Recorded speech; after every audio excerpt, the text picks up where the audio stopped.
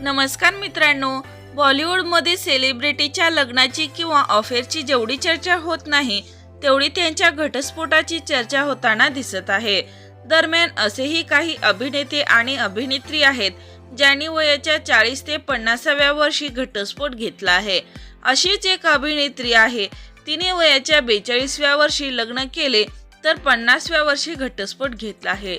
ती अभिनेत्री म्हणजेच रंगीला गर्ल उर्मिला मातोंडकर।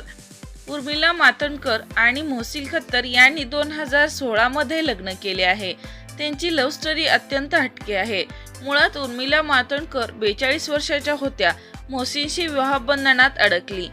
दोघांनीही आंतरजातीय विवाह केला, मात्र 8 वर्षांनी दोघेही वेगळे झाले आहेत।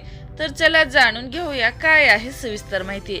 मिळालेल्या माहितीनुसार उर्मिलाला तिच्या कामावर लक्ष केंद्रित करायचे होते, त्यामुळे उर्मिला मातोंडकरने पती मोहसिन पासून खूप विचार करून आणि समजून घेत वेगळे होण्याचा निर्णय घेतला आहे।